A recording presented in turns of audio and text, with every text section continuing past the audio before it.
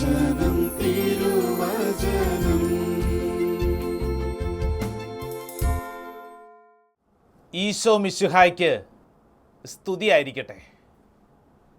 പ്രിയപ്പെട്ട ദൈവജനമേ, വിശുദ്ധ ലൂക്കായുടെ സുവിശേഷം 2-ാം അധ്യായം 52-ാം തിരുവചനം.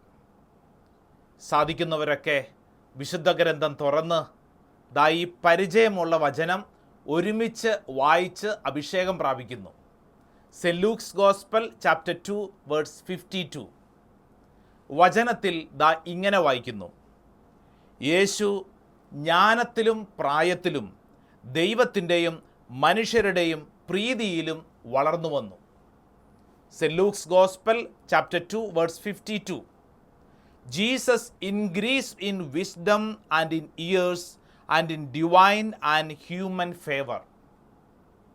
എങ്ങനെയാണ് യേശു വളർന്നതെന്ന് വിശുദ്ധ ഗ്രന്ഥത്തോട് ചോദിച്ചാൽ കൃത്യം വ്യക്തമായി ലൂക്കാസ് വിശേഷകൻ എഴുതി വച്ചിരിക്കുകയാണ്. യേശു ജ്ഞാനത്തിലും പ്രായത്തിലും ദൈവത്തിൻ്റെയും മനുഷ്യരുടെയും പ്രീതിയിലും വളർന്നു വന്നു. 4 പ്രധാനപ്പെട്ട കാര്യങ്ങൾ: ജ്ഞാനത്തിൽ വളർന്നു, പ്രായത്തിൽ വളർന്നു, ദൈവത്തിൻ്റെ പ്രീതിയിൽ, മനുഷ്യരുടെ പ്രീതിയിൽ യേശു വളർന്നു വന്നു. ഈ തിരുവചന ധ്യാന സമയം ഈ വചനം ധ്യാനിക്കുവാൻ ചില കാരണങ്ങളുണ്ട്. ഈ കാലഘട്ടത്തിൽ നമ്മുടെ പല കുടുംബങ്ങളുടെയും വലിയ ഒരു പ്രതിസന്ധി എന്ന് പറയുന്നത് മാതാപിതാക്കൾ മക്കളെ വളർത്തുന്ന കാര്യത്തിൽ വല്ലാണ്ട് കഷ്ടപ്പെടുന്നുണ്ട്. എങ്ങനെയാണ് വളർത്തേണ്ടതെന്ന് പല മാതാപിതാക്കൾക്കും അറിഞ്ഞുകൂടാ. വളരുന്ന കുട്ടികളുടെ കാര്യമോ, അവരും വലിയ പ്രതിസന്ധിയിലാണ്, സങ്കടത്തിലാണ്. എങ്ങനെയാണ് വളരേണ്ടതെന്ന് പലർക്കും അറിഞ്ഞുകൂടാ. നമ്മൾ ശ്രദ്ധിച്ചാൽ നമുക്കറിയാം, ഒത്തിരി പുസ്തകങ്ങൾ ഇന്ന് മാർക്കറ്റിൽ ലഭ്യമാണ്.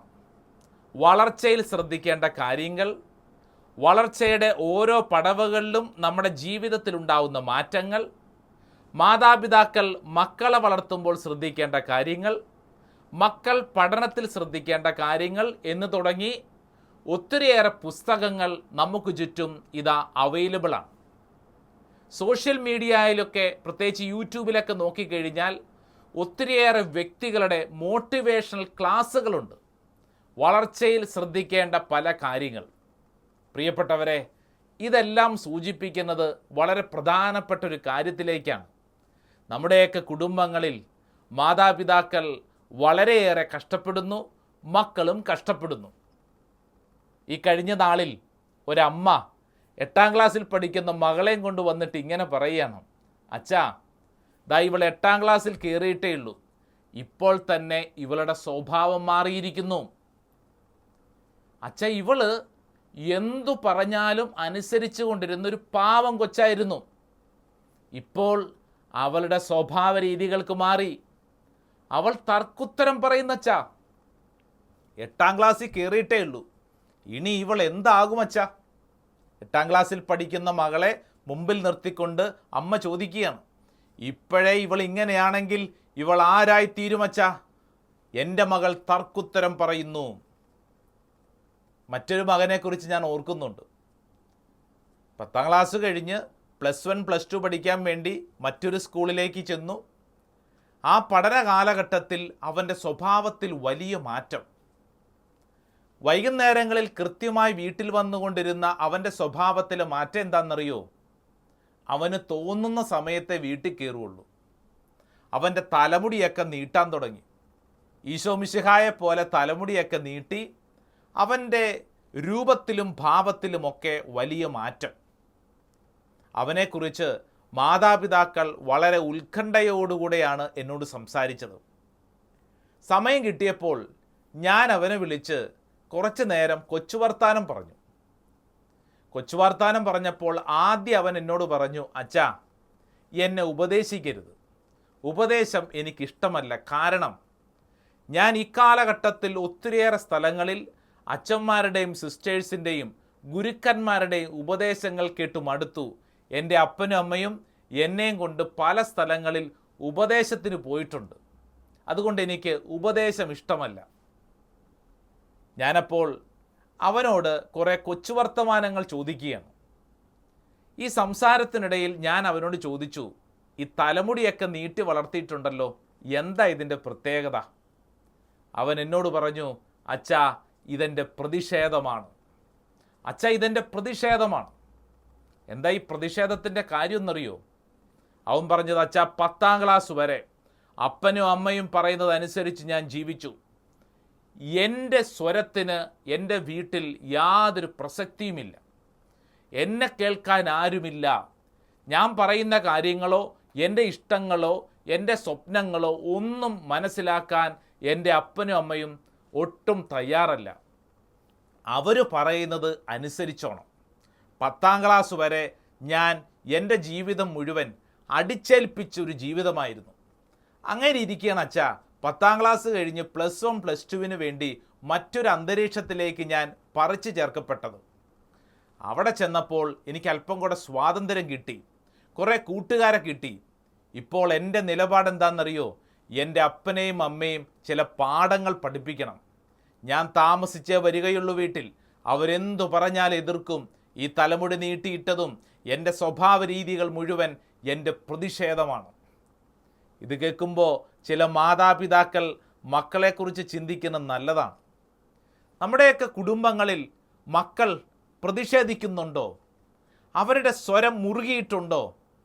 അവർ തർക്കുത്തരം പറയുന്നു, അവർ നിങ്ങളെ എതിരിടുന്നു എന്നിങ്ങനെ തുടങ്ങി ഒത്തിരിയേറെ മക്കളെക്കുറിച്ച് കംപ്ലൈൻ്റ് അല്ലേ? പ്രിയപ്പെട്ട മാതാപിതാക്കളെ, മക്കളെ മനസ്സിലാക്കാൻ നിങ്ങൾ വൈകിപ്പോയോ? മകൻ്റെ 18ാം ജന്മദിനം വലിയ ആഘോഷത്തോടുകൂടെ ഒരു കുടുംബത്തിൽ ആഘോഷിക്കുകയാണ്. കേക്ക് മുറിക്കുന്നതിൻ്റെ തൊട്ട് സമയത്ത് ഈ മകൻ പെട്ടെന്നൊരു അലർച്ചയാണ്. അപ്പനോടാണ് ഈ അലർച്ച മുഴുവൻ. വിളിച്ചിരുന്ന എല്ലാ വീട്ടുകാരും ബന്ധുജനങ്ങളും അസ്വസ്ഥമായിപ്പോയി. 18 വയസ്സുള്ള ഈ മകൻ ഇതെന്താ ഇങ്ങനെ പെരുമാറുന്നത്? കേക്ക് മുറിക്കാൻ കൊണ്ടുവന്നിരുന്ന കത്തിയെടുത്ത് അപ്പൻ്റെ നേരെ കുത്താനോങ്ങി. തുടർന്ന് എന്താ സംഭവിച്ചെന്നറിയോ? വീട്ടുകാർ മുഴുവൻ ഇവനെ കെട്ടിപ്പിടിച്ചു, ഇവനെ കയറ് കൊണ്ട് കെട്ടി. എന്നിട്ട് ഇവനെ ധ്യാനകേന്ദ്രത്തിൽ കൊണ്ടുവന്നിരിക്കുക. എന്നിട്ട് എന്നോട് പറഞ്ഞു, അച്ഛാ ദേ ഞങ്ങളുടെ മകനെ പിശാച് പിടികൂടിയിരിക്കുന്നു. അച്ഛാ പിശാച് പിടികൂടിയിരിക്കുന്നു. ഇവന് വേണ്ടി പ്രാർത്ഥിക്കച്ചാ, പ്രാർത്ഥിക്ക്. പ്രിയപ്പെട്ടവരെ, ബർത്ത്ഡേ ചടങ്ങ് മൊത്തം കുളമായി. മകനെ പിശാച് പിടികൂടിയിരിക്കുന്നു. വീട്ടുകാർ ഇവനെ കൊണ്ടുവന്നിരിക്കുക. ഞാൻ ഇവൻ്റെ മുഖത്തേക്ക് നോക്കിയപ്പോൾ അവൻ്റെ മുഖത്ത് ഒത്തിരിയേറെ സങ്കടം കണ്ടു. അതുകൊണ്ട് ഞാൻ അവനെ വിളിച്ച് സ്നേഹത്തോടുകൂടെ ചില കാര്യങ്ങൾ സംസാരിച്ചു. ഞങ്ങൾ മാത്രം കുറേ സമയം സംസാരിച്ചപ്പോൾ അവൻ എന്നോട് പറഞ്ഞു, അച്ഛാ എനിക്ക് പിശാച് ബാധയൊന്നുമല്ല. എൻ്റെ അപ്പനോട് എനിക്ക് അടങ്ങാത്ത കലിയാണ്. 18 വയസ്സാവുന്നത് വരെ ഞാൻ കാത്തിരിക്കുകയായിരുന്നു അച്ഛാ. എന്തിനെന്നറിയോ? ഒരല്പം സ്വാതന്ത്ര്യത്തിനു വേണ്ടി. വീട്ടിൽ അടിച്ചമർത്തപ്പെട്ട അവസ്ഥയാണ്. 18 വയസ്സായ ദിവസം അച്ഛാ എൻ്റെ സകല നിയന്ത്രണങ്ങളും തെറ്റിപ്പോയി. അത്രമേൽ ഞാൻ അനുഭവിക്കുകയാണ് അച്ഛാ, അത്രമേൽ ഞാൻ അനുഭവിക്കുന്നു. അച്ഛനൊന്നും പറഞ്ഞാൽ മനസ്സിലാകത്തില്ല അച്ഛാ. അവൻ നിന്നിട്ട് ഏങ്ങി കരയുകയാണ്. പ്രിയപ്പെട്ട മാതാപിതാക്കളെ, മക്കളെ, നമ്മുടെയൊക്കെ കുടുംബങ്ങളിൽ ഇത്തരത്തിലുള്ള ഒട്ടനവധി അനുഭവങ്ങൾ യാഥാർത്ഥ്യമാണ്. പല മാതാപിതാക്കളും പറയുന്നത്, അച്ഛാ ഈ കൊറോണയ്ക്ക് ശേഷം ഞങ്ങളുടെ ജീവിത രീതി മാറിപ്പോയി. മൊബൈൽ വന്നതിന് ശേഷമാണ് ഞങ്ങളുടെ മക്കളുടെ സ്വഭാവം മാറിയത്, അവരുടെ രീതി മാറിയത്, കൂട്ടുകെട്ട് മാറിയത്. സകല സമയവും മൊബൈലിൻ്റെ അകത്താണ്, മൊബൈലിൻ്റെ അടിമകളാണ്. ഇങ്ങനെ തുടങ്ങി ഒട്ടനവധി തരത്തിലുള്ള കാരണങ്ങൾ മക്കളുടെ ജീവിതത്തെക്കുറിച്ച് പറയുന്ന മാതാപിതാക്കളുണ്ട്. പ്രിയപ്പെട്ട മാതാപിതാക്കളെ, ഈ വിഷയത്തിന് എന്താണ് ഉത്തരം? അതാണ് നമ്മുടെ ചോദ്യം. നമ്മുടെ മക്കളെ എങ്ങനെ നമ്മൾ വളർത്തണം? അപ്പോൾ സ്വാഭാവികമായിട്ടും മക്കൾക്ക് ഒരു ആശങ്കയുണ്ട്, എങ്ങനെയാണ് ഞങ്ങൾ വളരേണ്ടത്? ഈ മാതാപിതാക്കളൊക്കെ പറയുന്നത് ശരിയാണോ? ഗുരുക്കന്മാരും പറയുന്നത് ശരിയാണോ? എങ്ങനെയാണ് നമ്മൾ വളരേണ്ടത്? ഈ ചോദ്യം നമ്മൾ ഈശോയോട് ചോദിക്കുക. നമ്മുടെ എല്ലാവരുടെയും മാതൃക ഈശോയാണല്ലോ. ഈശോയെ നീ എങ്ങനെയാണ് ഈ ഭൂമിയിൽ വളർന്നത്? യേശുവിൻ്റെ 30 വയസ്സുവരെയുള്ള ജീവിതത്തെക്കുറിച്ച് നമുക്കറിയാം. അനേക കാര്യങ്ങളൊന്നും എഴുതപ്പെട്ടിട്ടില്ല. 30 വയസ്സിന് ശേഷമാണ് യേശു പരസ്യ ജീവിതത്തിനു വേണ്ടി ഇറങ്ങിത്തിരിക്കുന്നത്.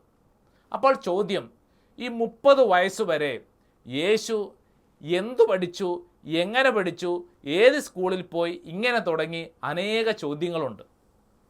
ഈ വിഷയത്തെക്കുറിച്ച് ഒട്ടനവധി പുസ്തകങ്ങളും എഴുതപ്പെട്ടിട്ടുണ്ട്. ഇതൊക്കെ മാർക്കറ്റിൽ അവൈലബിളാണ്. യേശു 30 വയസ്സുവരെ എങ്ങനെ ജീവിച്ചു? ഒരു വിദ്വാൻ എഴുതിയിരിക്കുന്നത് യേശു തൻ്റെ പഠനത്തിന് വേണ്ടി കാശ്മീരിൽ വന്ന് പഠിച്ചുവെന്നൊക്കെ ഒരു പുസ്തകം എഴുതിയിട്ടുണ്ട്. അങ്ങനെ വ്യത്യസ്തമായ ചിന്തകൾ പല എഴുത്തുകാർക്കും തോന്നി, അതൊക്കെ എഴുതിയിട്ടുണ്ട്. ഇവിടെ നമ്മുടെ ചോദ്യം വിശുദ്ധ ഗ്രന്ഥം എന്തു പറയുന്നു എന്നുള്ളതാണ്. ആർക്കെങ്കിലും തോന്നിയതല്ല, മറിച്ച് വിശുദ്ധ ഗ്രന്ഥം യേശുവിൻ്റെ ഈ 30 വയസ്സുവരെയുള്ള കാലഘട്ടത്തിലെ വളർച്ചയെക്കുറിച്ച് എന്തു പറയുന്നു? ലൂക്കാ സുവിശേഷം 2-ാം അധ്യായം അതിൻ്റെ 40-ാം തിരുവചനം 12 വയസ്സുവരെയുള്ള യേശുവിനെക്കുറിച്ച് എഴുതപ്പെട്ടിരിക്കുന്ന ഒരു തിരുവചനമാണ്. 12 വയസ്സുവരെ യേശുവിൻ്റെ ജനനത്തെക്കുറിച്ച് അറിയാം, മാമുദീസ സ്വീകരണത്തെക്കുറിച്ചൊക്കെ അറിയുന്നതിന് തൊട്ട് മുമ്പായിട്ടുള്ള പല കാരണങ്ങൾ, പല അനുഭവങ്ങൾ ഇത് രേഖപ്പെടുത്തിയിട്ടുണ്ട്. ലൂക്കാ സുവിശേഷം 2-ാം അധ്യായം 40-ാം തിരുവചനം. 40-ാം തിരുവചനത്തിൽ ഇങ്ങനെയാണ്: യേശു വളർന്നു, ജ്ഞാനം നിറഞ്ഞു, ശക്തനായി, ദൈവത്തിൻ്റെ കൃപ അവൻ്റെ മേൽ ഉണ്ടായിരുന്നു. ഇതാണ് വചനം. എന്തൊക്കെയാണ്? ശിശു വളർന്നു, ജ്ഞാനം നിറഞ്ഞു, ശക്തനായി, ദൈവത്തിൻ്റെ കൃപ അവൻ്റെ മേൽ ഉണ്ടായിരുന്നു. അപ്പോൾ ഒരു കുഞ്ഞ് വളരുകയാണ്. ഈ കുഞ്ഞ് ഈശോ വളർന്നപ്പോൾ എന്ത് സംഭവിച്ചു? ജ്ഞാനം നിറഞ്ഞു, ശക്തനായി, ശരീരമൊക്കെ വളർന്ന് ശക്തനായി, ദൈവത്തിൻ്റെ കൃപ അവൻ്റെ മേലുണ്ടായിരുന്നു. 12 വയസ്സുവരെയുള്ള യേശുവിൻ്റെ ജനനത്തെക്കുറിച്ചും വളർച്ചയെക്കുറിച്ചുമാണ് ഈ വചനം പറയുന്നത്. 12 വയസ്സിന് ശേഷം 30 വയസ്സുവരെ എന്തു ചെയ്തു? ലൂക്കാ സുവിശേഷകൻ കൃത്യമായി ഉത്തരം പറയുന്നു. ലൂക്കാ സുവിശേഷം 2-ാം അധ്യായം 52-ാം തിരുവചനം: യേശു ജ്ഞാനത്തിലും പ്രായത്തിലും ദൈവത്തിൻ്റെയും മനുഷ്യരുടെയും പ്രീതിയിലും വളർന്നു വന്നു. പ്രിയപ്പെട്ട സഹോദരങ്ങളെ, നമ്മൾ ശ്രദ്ധിച്ച് ഈ വചനങ്ങൾ വായിക്കണം. നമ്മുടെ കുടുംബത്തിൽ പ്രത്യേകിച്ച് മാതാപിതാക്കൾ ശ്രദ്ധിക്കണം. മക്കളെ വളർത്തുമ്പോൾ ശ്രദ്ധിക്കേണ്ട വളരെ പ്രധാനപ്പെട്ട കാര്യമാണ്.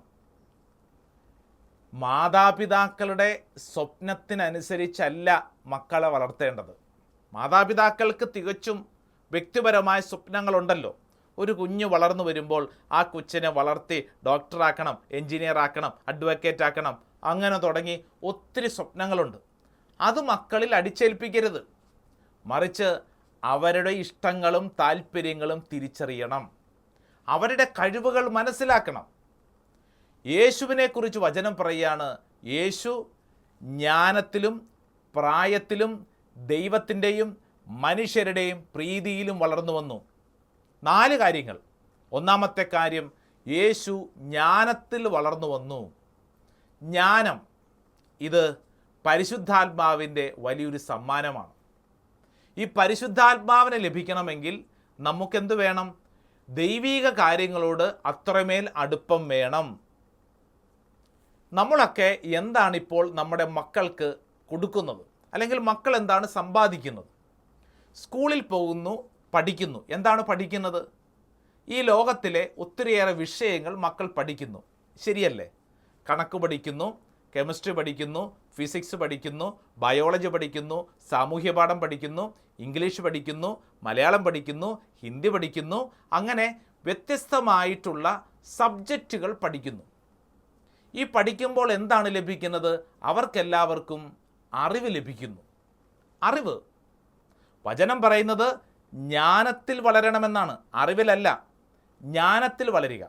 അപ്പോൾ സ്വാഭാവികമായ സംശയം, ജ്ഞാനവും അറിവും തമ്മിൽ എന്താ വ്യത്യാസം? അറിവ് നമ്മൾ ഈ ഭൂമിയിൽ നിന്ന് നേടിയെടുക്കുന്ന കുറേ കാര്യങ്ങളാണ്. പാഠപുസ്തകങ്ങളിൽ നിന്ന്, ചുറ്റുവട്ടത്തിൽ നിന്ന് നേടിയെടുക്കുന്നതാണ്. ജ്ഞാനം ദൈവത്തിൻ്റെ സമ്മാനമാണ്. ദൈവത്തോട് ചേർന്നിരിക്കുന്നവർക്ക് ദൈവം നൽകുന്ന പരിശുദ്ധാത്മാവിൻ്റെ വലിയ സമ്മാനമാണ്. ജ്ഞാനം ഉണ്ടെങ്കിലേ ഈ ലഭിക്കപ്പെട്ട അറിവ് ഗുണകരമായി ഉപയോഗിക്കാൻ പറ്റുകയുള്ളൂ. ഇപ്പോൾ ഉദാഹരണത്തിന്, ഒരു കുട്ടിക്ക് നന്നായി പഠിക്കാൻ കഴിവുണ്ട്, നല്ല ബുദ്ധിയാണ്, നമ്മൾ പറയത്തില്ലേ, IQ ലെവലൊക്കെ വളരെ ഹൈ ആണ്. ചിലരുടെയൊക്കെ മെമ്മറി പവർ അങ്ങനെയാണ്. വെറുതെ ഒന്ന് പുസ്തകത്തിൽ നോക്കിയാൽ മതി, പെട്ടെന്ന് ഗ്രാസ്പ് ചെയ്യാൻ ഉള്ള കഴിവുണ്ട്. എന്നാൽ അതൊരു വ്യക്തിയുടെ കഴിവാണ്. ഈ കഴിവ് ഫലപ്രദമായി വിനിയോഗിക്കണമെങ്കിൽ എന്തു വേണം? ജ്ഞാനം വേണം. പരീക്ഷാ ഹാളിൽ ചോദ്യപേപ്പറിൻ്റെ മുമ്പിൽ ഉത്തരം ലഭിക്കണമെങ്കിൽ ഓർമ്മശക്തി വേണം, അതിന് ജ്ഞാനം വേണം. പഠിക്കാനുള്ള കഴിവുണ്ട്, പക്ഷെ തക്ക സമയത്ത് ഉപയോഗിക്കാനുള്ളത് ജ്ഞാനം, പരിശുദ്ധാത്മാവിൻ്റെ സമ്മാനമാണ്. നമ്മിൽ അനേകം പേർക്ക് ഇല്ലാത്തൊരു കാര്യവും അതാണ്. പല മാതാപിതാക്കൾക്കും തെറ്റുപറ്റുന്നതും ഈ കാര്യത്തിലാണ്. വേദപാഠം പോലും പഠിക്കാൻ വിടാതെ മറ്റു പലതിനും വേണ്ടി, അല്ലേ, എൻട്രൻസ് കോച്ചിങ്ങിനൊക്കെ വേണ്ടി ഓടിക്കുമ്പോൾ ഓർക്കണം, ജ്ഞാനം ലഭിക്കാതെ ഈ ലോകത്തിലെ കണക്കും സയൻസും ബയോളജിയും പഠിപ്പിച്ചു കഴിഞ്ഞാൽ അവരുടെ തലയ്ക്കകത്ത് കണക്ക് മാത്രമേ കാണൂ. ഞാൻ ഒരു വൃദ്ധമന്ദിരത്തിൽ വർഷങ്ങൾക്ക് മുമ്പ് കുറേ അമ്മമാർ താമസിക്കുന്ന സ്ഥലം, അവിടെ ചെന്നപ്പോൾ ഒരു അമ്മ കരഞ്ഞുകൊണ്ട് എന്നോട് പറഞ്ഞു, അച്ഛാ, ഒരു കാര്യം ശ്രദ്ധിക്കണം, നിങ്ങളൊക്കെ പ്രസംഗിക്കുമ്പോൾ ഈ കാര്യം പറയണം. എന്നിട്ട് ഈ അമ്മ സങ്കടത്തോടെ പറയുക, അച്ഛാ, എനിക്കൊരൊറ്റ മോനെ ഉണ്ട്, എൻ്റെ ഭർത്താവ് മരിച്ചുപോയി, ഞാൻ കഷ്ടപ്പെട്ടാണ് എൻ്റെ മകനെ വളർത്തിയത്, സാമ്പത്തികമായിട്ട് അധികം ഒന്നുമില്ല, അടുത്തുള്ള വീടുകളിൽ പോയിട്ട് ഞാൻ അടുക്കളപ്പണി ചെയ്ത് അവർക്കുള്ള ജോലിയൊക്കെ ചെയ്താണ് കിട്ടുന്ന ആ തുച്ഛമായ പണം കൊണ്ട് എൻ്റെ മകനെ വളർത്തി വലുതാക്കി. അവനെ നന്നായി പഠിപ്പിക്കാൻ വേണ്ടി ഞാൻ എല്ലാം ചെയ്തു.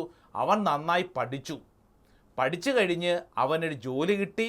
അപ്പോൾ എനിക്ക് ഒത്തിരി സന്തോഷമായിരുന്നു, കാരണം ഞാൻ ആഗ്രഹിച്ച പോലെ എൻ്റെ മകനായി. ജോലി കിട്ടിക്കഴിഞ്ഞപ്പോൾ അവനൊരു വിവാഹം കഴിച്ചു.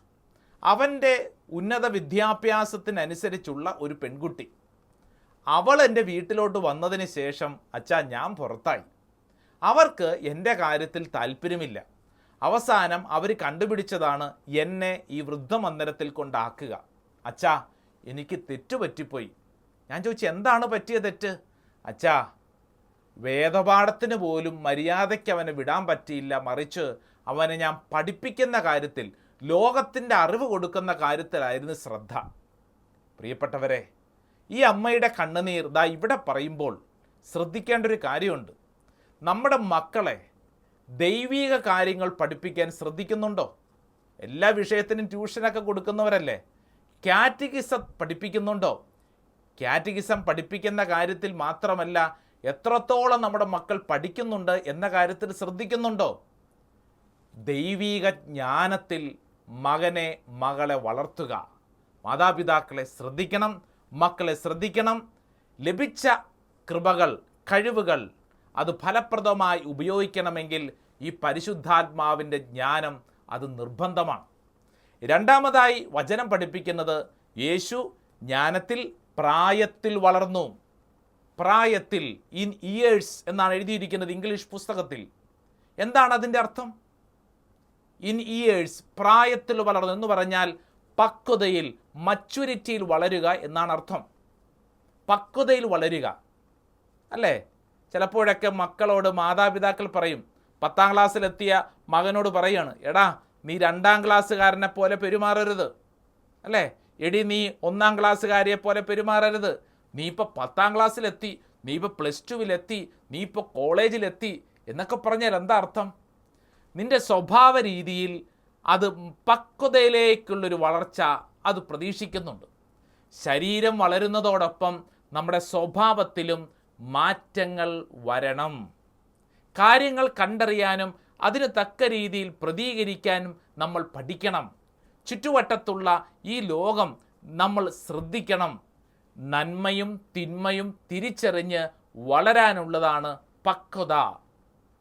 മൂന്നാമതായിട്ട് വചനം പഠിപ്പിക്കുന്ന കാര്യം, യേശു ജ്ഞാനത്തിലും പ്രായത്തിലും ദൈവത്തിൻ്റെ പ്രീതിയിൽ വളർന്നു. ദൈവത്തിൻ്റെ പ്രീതിയിൽ. അതെന്താ ഈ ദൈവത്തിൻ്റെ പ്രീതിയിൽ എന്ന് പറയുന്നത്? 1ാം സ്ഥാനം ദൈവത്തിനും ദൈവകാര്യങ്ങൾക്കും കൊടുക്കുക. ദൈവത്തിന് 1-ാം സ്ഥാനം കൊടുത്തിട്ടുണ്ടോ? എങ്കിൽ ഒരിക്കലും പരാജയപ്പെടില്ല, ഒരിക്കലും പരാജയപ്പെടില്ല. പ്രിയപ്പെട്ട മാതാപിതാക്കളെ, മക്കളെ, ഈ കാര്യം ശ്രദ്ധിക്കണേ. 1-ാം സ്ഥാനം ദൈവത്തിന് കൊടുക്കുക. പലപ്പോഴും പല മക്കളെ വളർത്തുമ്പോൾ മാതാപിതാക്കൾ ശ്രദ്ധിക്കുന്നൊരു കാര്യം, ലോകത്തിൻ്റെ അറിവ് കൊടുക്കാൻ ശ്രദ്ധിക്കും, ദൈവകാര്യങ്ങൾ കൊടുക്കാറില്ല. പരീക്ഷയ്ക്ക് ഇച്ചിരി മാർക്ക് കുറഞ്ഞാലും കുഴപ്പമില്ലെന്നേ. മക്കൾ ദൈവത്തോട് ചേർന്നാണോ വളരുന്നത്, അതിൻ്റെ അനുഗ്രഹമുണ്ടായിരിക്കും. ദിവസവും ദേവാലയത്തിൽ പോയി ബലിയർപ്പണത്തിൽ പങ്കുചേരുക. അതിനുവേണ്ടി ഒരല്പം സമയം മാറ്റിവെക്കണം. അതൊരു കുറവല്ല, മറിച്ച് അതൊരു നേട്ടമാണ്. നമ്മൾ ശ്രദ്ധിച്ചു നോക്കിക്കേ, ദൈവകാര്യങ്ങൾക്ക് നമ്മൾ എത്രത്തോളം സമയവും നമ്മുടെ ജീവിതവും മാറ്റിവെക്കുന്നോ അത്രത്തോളം അനുഗ്രഹമാണ് നമുക്ക് ലഭിക്കുന്നത്. നമുക്കെല്ലാത്തിനും സമയമുണ്ടല്ലോ. പലപ്പോഴും മാറ്റിവെക്കുന്നത് എന്നതാ? കുടുംബ പ്രാർത്ഥന, ദേവാലയത്തിൽ പോകുന്നത്, അത് സൗകര്യപൂർവ്വം മാറ്റിവെക്കും. കാരണം ചോദിക്കാനും പറയാൻ ആരും വരുന്നില്ലല്ലോ. എന്നാൽ ശ്രദ്ധിച്ചേക്കണേ, ദൈവകാര്യങ്ങൾക്ക് 1-ാം സ്ഥാനം, കുടുംബ പ്രാർത്ഥന 1-ാം സ്ഥാനം, ഇടവകയിൽ വിശുദ്ധ കുർബാനയ്ക്ക് പോകുന്നത് 1-ാം സ്ഥാനം, വേദപാഠത്തിന് പോകുന്നത് 1-ാം സ്ഥാനം, ദൈവകാര്യങ്ങൾക്ക് 1-ാം സ്ഥാനം. വീട്ടിൽ നിന്ന് പുറത്തു പോകുമ്പോൾ പ്രാർത്ഥിച്ചിട്ട് പോവുക, തിരിച്ചു വരുമ്പോൾ പ്രാർത്ഥിക്കുക, പഠിക്കുന്നതിന് മുമ്പ് പ്രാർത്ഥിക്കുക. ദൈവവിചാരം എല്ലാ കാര്യങ്ങളിലും ഉണ്ടായിരിക്കണം. ദൈവത്തിൻ്റെ പ്രീതിയിൽ. 4-മതായിട്ട് പറയുന്നത് മനുഷ്യരുടെ പ്രീതിയിൽ. മനുഷ്യരുടെ പ്രീതിയിൽ എന്ന് പറഞ്ഞാൽ എന്താ അർത്ഥം? പ്രത്യേകിച്ച് ഏറ്റവും പ്രധാനപ്പെട്ട കാര്യം അനുസരിക്കുക എന്നുള്ളതാണ്. പ്രിയപ്പെട്ട മക്കളെ, മാതാപിതാക്കളെ അനുസരിക്കുക. ഈ മാതാപിതാക്കളെ നിങ്ങൾക്ക് ലഭിച്ചിരിക്കുന്നത് ദൈവത്തിൻ്റെ ഒരു സമ്മാനമായിട്ടാണ്. നമ്മുടെ ആരുടെയും താല്പര്യം കൊണ്ടാണോ? അല്ല. ദൈവം ഇന്ന സ്ഥലത്ത് ഇന്ന മാതാപിതാക്കൾക്ക് ഇന്ന കുടുംബത്തിൽ ജനിക്കുവാൻ കൃപ നൽകിയിരിക്കുകയാണ്. ഇതൊരു സമ്മാനമാണ്. അതുകൊണ്ട് എന്നെ കേൾക്കുന്ന പ്രിയപ്പെട്ട മക്കളെ, ഈ കാര്യത്തിൽ ഒന്നും കൂടെ ശ്രദ്ധിക്കണേ. അതെത്ര പ്രായമുള്ളവരാണെങ്കിലും ശ്രദ്ധിച്ചേക്കണം. നമുക്കൊക്കെ മാതാപിതാക്കളുണ്ട്, മുതിർന്നവരുണ്ട്. അവരെ ബഹുമാനിക്കാറുണ്ടോ? പണ്ടൊക്കെ നമുക്കറിയാം, നമ്മളൊരു വീട്ടിലോട്ട് കടന്നു ചെന്നാൽ അവിടെ ഒരു പഠിക്കുന്ന കുട്ടിയോ ഒരു വ്യക്തി അവിടെ ഇരിക്കുന്നുണ്ടെങ്കിൽ ആ വ്യക്തി എഴുന്നേറ്റ് നിൽക്കും. ഈശോ മിശിഹായ്ക്ക് സ്തുതിയായിരിക്കട്ടെ എന്ന് പറയും. എത്ര ബഹുമാനമാണ് നമ്മൾ കൊടുത്തുകൊണ്ടിരുന്നത്. ഇപ്പോഴോ ശൈലികൾ മാറി, ശൈലികൾ മാറി. കഴിഞ്ഞ ദിവസം ഒരു വീട്ടിലോട്ട് കടന്നു ചെന്നപ്പോൾ അവിടുത്തെ കുടുംബത്തിലെ മകൻ, അവൻ ആ കസേരയിൽ ഇരിക്കുന്നുണ്ട്, ഒരു സോഫയിൽ ഇരിക്കുകയാണ്, ചെവിയിൽ ഇയർഫോൺ വെച്ച് പാട്ടും കേട്ടുകൊണ്ടിരിക്കുകയാണ്.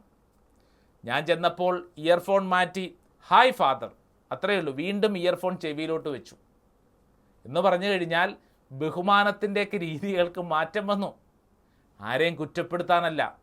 നമ്മുടെയൊക്കെ ജീവിത ശൈലികളിൽ മുതിർന്നവരോടുള്ള സ്നേഹവും ബഹുമാനവും, ഇത് കേൾക്കുന്ന ഒത്തിരിയേറെ മാതാപിതാക്കളെ നിങ്ങൾ ശ്രദ്ധിക്കണം.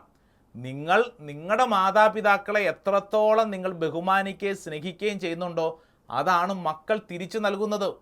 നിങ്ങളുടെ മക്കൾ തിരിച്ചു നൽകുന്നത്. അതുകൊണ്ട് പ്രത്യേകിച്ച് നമ്മുടെ കുടുംബങ്ങളിലൊക്കെ പ്രായമായവർ, കിടപ്പ് രോഗികൾ, ജീവിതത്തിൽ ഇനി മറ്റൊരു തരത്തിലും എഴുന്നേറ്റ് നടക്കാൻ ശേഷിയില്ലാത്ത വിധത്തിൽ സങ്കടപ്പെടുന്നവർ, മാനസിക ദുഃഖം അനുഭവിക്കുന്നവരൊക്കെ ഉണ്ടല്ലോ. അവരെക്കുറിച്ച് കരുതലുണ്ടാവണം.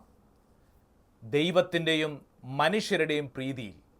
പ്രിയപ്പെട്ട ദൈവജനമേ, ഈ വചന ശുശ്രൂഷയിൽ പങ്കെടുത്തുകൊണ്ടിരിക്കുന്നവർ അനേകരാണ്. ലോകത്തിൻ്റെ പല ഭാഗങ്ങളിലല്ലേ. നമുക്കൊക്കെ കുടുംബങ്ങളുണ്ട്. ഒരുപക്ഷെ നീ ഒറ്റയ്ക്കായിരിക്കാം ഇപ്പോൾ എവിടെയെങ്കിലും, പഠനത്തിനോ ജോലിക്കോ ആയിട്ടേക്കാം. നിൻ്റെ മാതാപിതാക്കളെക്കുറിച്ച്, നിൻ്റെ മക്കളെക്കുറിച്ച് നിനക്ക് ശ്രദ്ധയുണ്ടോ? അവരോട് സ്നേഹമുണ്ടോ? പ്രിയപ്പെട്ടവരെ, കുടുംബങ്ങളിലായിരിക്കുന്നവർ ശ്രദ്ധിക്കുക. നമ്മുടെയൊക്കെ ജീവിതത്തിൽ ദൈവകാര്യങ്ങൾക്ക് എത്രത്തോളം പ്രാധാന്യം കൊടുക്കുന്നുണ്ട്. ഈശോ വളർന്നു വന്നതുപോലെ നമ്മൾ വളരണ്ടേ, എങ്കിലേ യഥാർത്ഥ മനുഷ്യ സ്വഭാവം നമ്മൾ ലഭിക്കുകയുള്ളൂ. യേശു എങ്ങനെ വളർന്നു?